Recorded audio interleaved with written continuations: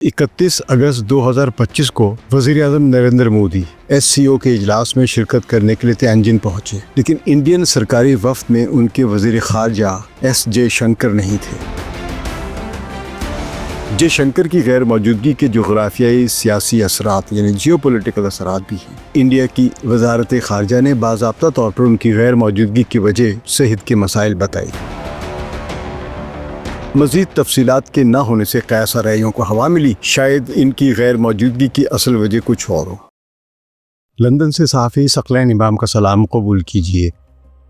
चीन के शहर तियानजिन में होने वाली शंघाई कोऑपरेटिव ऑर्गेनाइजेशन यानी SCO के सरबराही इजलास की अभी तक बाज़गश्त सुनी जा रही है।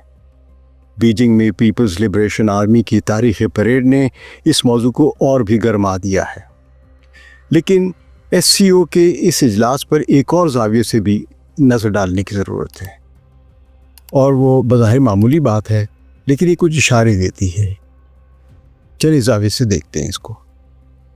दोस्तों, 31 अगस्त 2025 को वज़ीर आज़म नरेंद्र मोदी SCO के इजलास में शिरकत करने के लिए तियानजिन पहुँचे, लेकिन इंडियन सरकारी वफ़द में उनके वज़ीर ख़ारजा S जयशंकर नहीं थे। इंडिया की वज़ारत ख़ारजा ने बाज़ाब्ता तौर पर उनकी गैर मौजूदगी की वजह सेहत के मसाइल बताई, बस और कुछ नहीं बताया। मज़ीद तफसीलात के न होने से कैसा रैयों को हवा मिली, शायद इनकी गैर मौजूदगी की असल वजह कुछ और हो। कौमी सलामती के मुशीर अजित डोवल, जो चीन के साथ सरहदी मुज़ाकरात के लिए इंडिया के खुसूसी नुमाइंदे भी हैं, वो मोदी के साथ इजलास में मौजूद थे, जो इंडिया की सफारती हायरार्की में शायद तब्दीली की निशानदेही करता हो। ज़रा इस बात के पस मंज़र में चलते हैं। मोदी की क़यादत में 2025 के मौसम बहार तक इंडिया की आलमी पोजीशन काफ़ी मजबूत दिखाई देती थी। कहते हैं कि इंडिया की तारीख़ में इंडिया और अमेरिका के इतने गहरे स्ट्रेटेजिक ताल्लुकात नहीं थे जितने कि नरेंद्र मोदी के दौर में बने। इसराइल से नई स्ट्रेटेजिक पार्टनरशिप हुई, इसीलिए इंडिया के खलीज फ़ारस के अरब रियासतों से ताल्लुकात मज़ीद मजबूत हुए। यूरोप के साथ रवाबित गहरे हुए और वाशिंगटन के इंडो पैसिफिक फ्रेम में इंडिया को एक कलीदी मकाम मिल गया। ये सब निकात इंडिया की स्ट्रेटेजिक साख को ज़ाहिर करते हैं।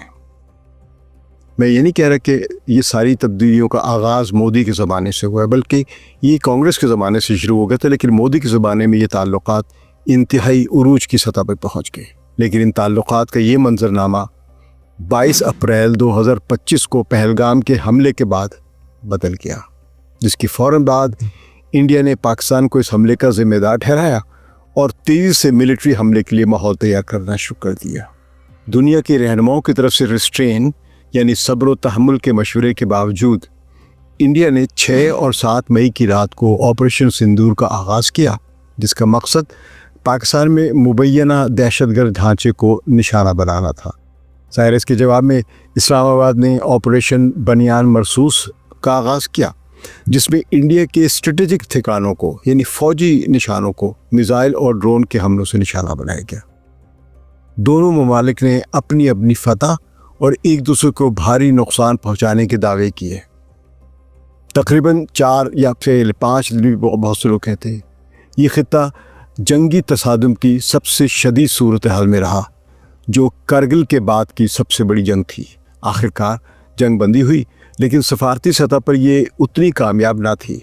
दावे किए जाते हैं कि पर्दे के पीछे यानी जंग बंदी कराने के पीछे सदर ट्रंप ने ज़ाती तौर पर मुदाखलत की और अमन कायम करने में किरदार अदा किया।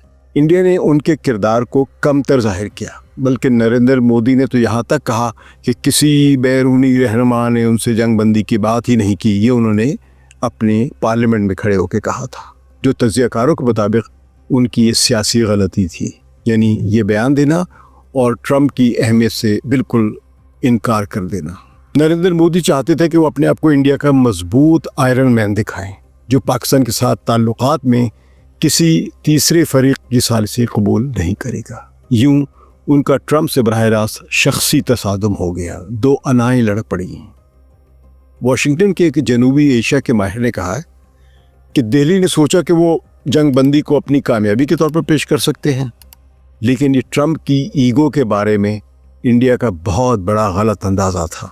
भी इतने अमीर आदमी से दोस्त की है, सरदार से دوستی کی ہے تو اس کا شملہ تو اونچا ہوگا اور وہ ہاتھی پر آئے گا آپ کے گھر۔ اس تصادم نے انڈیا کو روایتی پارٹنرز کے درمیان بھی تنہا کر دیا۔ چند ماہ تک ٹرمپ نے انڈیا کے ساتھ $500 ارب کے تجارتی حجم کے ہدف پر اتفاق کیا تھا۔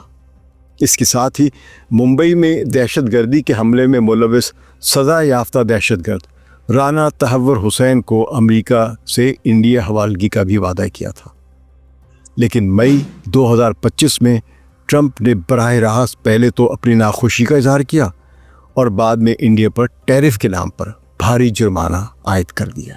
یہ تفصیل آپ روز سن رہے ہیں۔ اسی پس منظر میں پاکستان نے اس صورتحال کو فائدے میں بدلا، ایک اپرچونٹی سمجھا اور سیز فائر میں نہ صرف صدر ٹرمپ کے کردار کو سراہا بلکہ امن قائم کرنے کی وجہ سے نوبل انعام کے لیے بھی نامزد کر دیا، اور اس طرح پاکستان نے امریکی اسٹریٹجک کیلکولیشن میں اپنی پوزیشن مضبوط کی۔ تاحال پاکستان اور امریکہ کے کوئی اسٹریٹجک تعلقات میں کوئی نئی تبدیلی نہیں آئی ہے مئی کے بعد سے، لیکن انڈیا کی جو تعلقات ہیں وہ ضرور سرد ہو چکے ہوئے ہیں اور پاکستان کے شخصی تعلقات میں گرم جوشی نظر آ رہی ہے، یعنی جنرل یا فیلڈ مارشل عاصم منیر اور صدر ڈونلڈ ٹرمپ کے درمیان۔ راولپنڈی خاموشی سے ٹرمپ کے ساتھ تعلقات پہلی سے بہتر کرنے کی کوشش کر رہا تھا۔ پینٹاگون اور خاص کر سینٹ کام تو پاکستان کی فوج کے تعاون کی ہمیشہ سے طلبگار رہی ہے یا انہیں ضرورت پڑتی رہتی ہے، اس لیے انہوں نے صدر ٹرمپ سے رابطہ کاری کا بھی کام کیا، یعنی فوری ایکسس دلوا دی۔ پاکستان نے کہیں سے ایک افغان دہشت گرد محمد شریف اللہ کو پکڑا اور امریکہ کے حوالے کر دیا۔ شریف اللہ مبینہ طور پر ISIS خراسان یعنی داعش خراسان کا سینئر آپریٹو بتایا جاتا ہے۔ اس پر الزام تھا کہ اس نے اگست 2021 میں کابل ایئرپورٹ پر ہونے والے خودکش بم دھماکے کی منصوبہ بندی کی تھی، جس میں 13 امریکی فوجی اور تقریباً 150 افغان شہری ہلاک ہوئے تھے۔ بتایا گیا ہے، یہ اتفاقات دیکھیے گا، کہ وہ فروری 2025 میں صدر ٹرمپ کے حلف اٹھانے کے چند دنوں بعد ہی افغان سرحد کے قریب پہنچا اور وہاں پاکستانی حکام کے ہاتھوں گرفتار ہو گیا۔ مزیدار بات ہے نا، اور بعد میں امریکہ کے حوالے کر دیا۔ پاکستان نے نمبر سکور کر لیے۔ یہ بھی اس کہانی میں خوبصورت موڑ تھا۔ صدر ٹرمپ نے شریف اللہ کی گرفتاری کا اعلان کانگریس میں خطاب کے دوران کیا اور پاکستان کے کاؤنٹر ٹیررزم میں تعاون کی تعریف کی۔ تالیاں بجی تھی کانگریس میں۔ بعد میں سینٹ کام کے کمانڈر جنرل کوریلا نے بھی پاکستان کی بھرپور تعریف کی اور پاکستان نے بھی انہیں ایک سویرین ایوارڈ سے نوازا۔ اس دوران ٹرمپ خاندان نے کرپٹو کرنسی کے شعبے میں بھی قدم بڑھایا، اس کاروبار میں حصہ لیا، اس بزنس میں ایک کام شروع کیا۔ ان کا business venture world Liberty financial کے نام سے شروع ہوا، جس میں وہ 60% شیئرز رکھتے تھے۔ اس بزنس سے پاکستان کے ساتھ بلاک چین ٹیکنالوجی اور ڈی سینٹرلائزڈ فائنانس کو فروغ دینے کے لیے ایک اہم معاہدے پر دستخط کیے۔ یہ پاکستان کرپٹو کونسل کے قیام کے ساتھ مطابقت رکھتا ہے، یعنی یہ معاہدہ اور پاکستان کرپٹو کونسل کے قیام تقریباً آگے پیچھے ہوتے ہیں، جو مارچ 2025 میں قائم کی گئی ہے کونسل، اور ڈیجیٹل ایسٹس کی ترقی اور ریگولیشن کے لیے سرکاری سطح پر اس کو ایک ریگولیٹوری اتھارٹی بنایا گیا ہے۔ پاکستان کرپٹو کونسل نے بینانس نامی کرپٹو کرنسی کے ایکسچینج کے سابق CEO جانگ پینگ ژاؤ کو اپنا اسٹریٹجک ایڈوائزر مقرر کیا۔ چینی نژاد کینیڈین بزنس مین جانگ پینگ ژاؤ نے 2023 میں ایک امریکی عدالت میں منی لانڈرنگ کے الزامات تسلیم کیے تھے۔ اس مقدمے میں بینانس پر تقریباً $4.3 ارب کا جرمانہ بھی عائد کیا گیا تھا، جو امریکی کارپوریٹ تاریخ کی سب سے بڑی سزاؤں میں سے یا سب سے بڑے جرمانوں میں سے ایک تھا۔ ٹرمپ کے خاندان اور پاکستان کی اسٹیبلشمنٹ کے درمیان ایسا تعلق شاید اخلاقی بددیانتی کے زمرے میں آئے یا اس پر کچھ سوالات اٹھے، مگر یہ بزنس پارٹنرشپ پاکستان کی اسٹریٹجک پوزیشن کو مضبوط کرنے کے لیے بہت فائدہ مند ثابت ہوئی۔ پردے کے پیچھے جو بھی عوامل تھے، انڈیا نے عالمی سطح پر اپنی اہمیت کھو دی اور امریکہ کے صدر کی نظر میں اس کے وزیر اعظم کی پوزیشن گر گئی۔ کوئی نظروں سے گر جائے تو بہت برا لگتا ہے اگر وہ کبھی اپنا دوست رہا ہو، پھر اسے عموماً پرانے دوست اس سے بدلہ لیتے ہیں، تنگ کرتے ہیں۔ اسی تبدیلی نے انڈیا کے اندر اور حکومت میں بھی تنقید پیدا کی، حکومت سے پوچھا جانے لگا، اندر سے بھی حکومت کی پارٹی میں بھی اور باہر سے بھی، کہ یہ کیا ہوا ہے، کیسے ہوا ہے۔ مودی اور ان کی ٹیم نے اس ناکامی کو کلونیل اور اینٹی کلونیل زاویے سے پیش کرنے کی کوشش کی تاکہ گلوبل ساؤتھ کی حمایت حاصل کر سکے اور اپنے ملک میں عوامی حمایت بڑھا سکے۔ میرے خیال میں یہ ایک سیاسی اور پروپیگنڈا کی حکمت عملی تھی کہ بتایا جا سکے لوگوں کو کہ مودی صاحب کلونیل ماسٹر یا سامراج کے خلاف جنگ لڑ رہے ہیں۔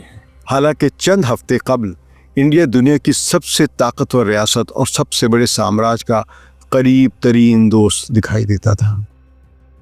اس تبدیلی کے بعد انڈیا نے مودی کو مہاتما گاندھی جیسا دیش بھکت لیڈر کی طرح فریڈم فائٹر بنا کر پیش کرنے کی کوشش کی۔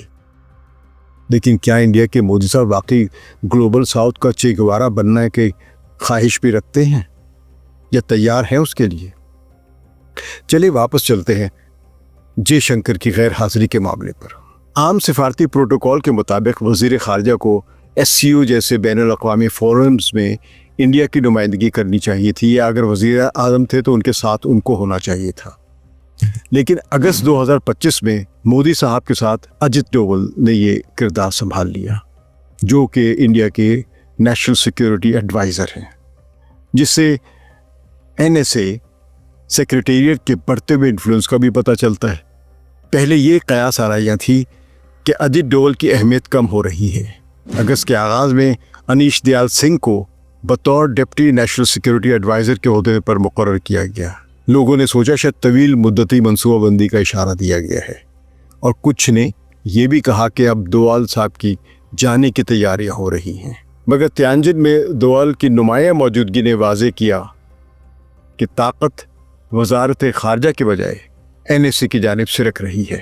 اس پر BJP کے ایک سینئر مبصر نے کہا ہے، مودی اپنی انتظامیہ کو ذاتی دربار کی طرح چلاتے ہیں، وفاداری اکثر رسمی درجہ بندی سے زیادہ اہمیت رکھتی ہے، اس سے سائیڈ لائن کرنے کی قیاس آرائیوں کی تائید ہوتی ہے۔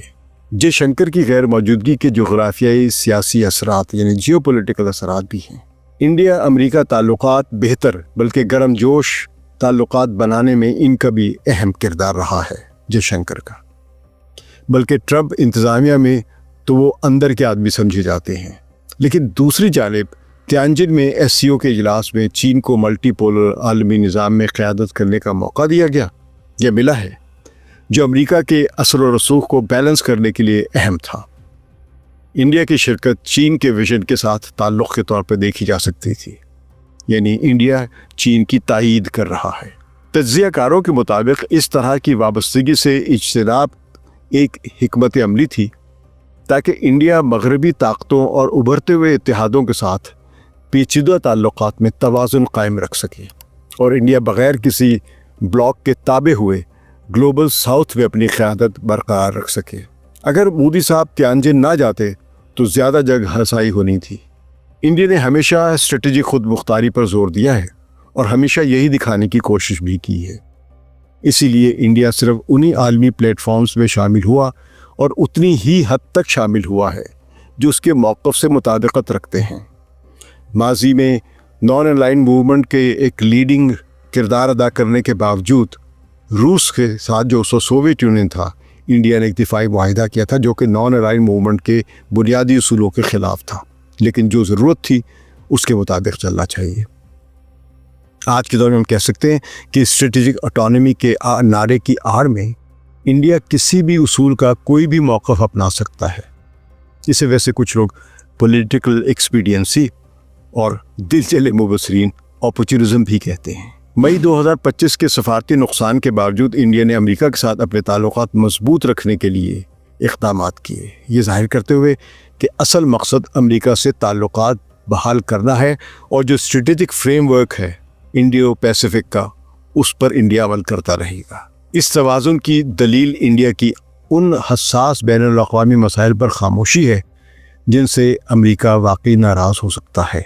اسرائیل کے غزہ میں فوجی آپریشن کی کوئی مذمت نہیں کی، ایران پر امریکہ کے حملوں پر کوئی مذمت نہیں کی، اور وینزویلا کے خلاف امریکی فوج کی حالیہ تعیناتی پر بھی انڈیا خاموش ہے۔ ساتھ ہی انڈیا نے واشنگٹن کے ساتھ اعلیٰ سطحی دفاعی مذاکرات مشترکہ کاؤنٹر ٹیررزم میں تعاون اور انڈو پیسیفک سیکیورٹی پروگرامز جو بنے ہوئے ہیں کوآڈ اور آکس وغیرہ، ان میں شمولیت برقرار رکھی ہوئی ہے، اور امریکی دوست جے شنکر کو اپنے عہدے پر برقرار رکھا ہوا ہے، اور انہوں نے کروشل موقع پر تیانجن نہ جا کر اپنے امریکیوں سے تعلقات برقرار رکھنے کا ایک پیغام دیا ہے۔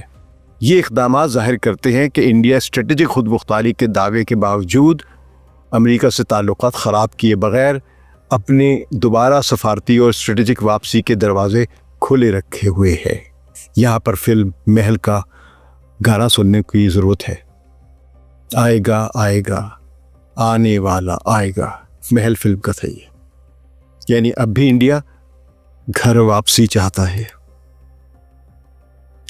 کیا میں نے کوئی زیادہ بڑی کانسپریسی تھیوری تو نہیں بنا دی؟ کامنٹس میں ضرور بتائیے گا۔ ثقلین امام کو اجازت دیجیے، خدا حافظ۔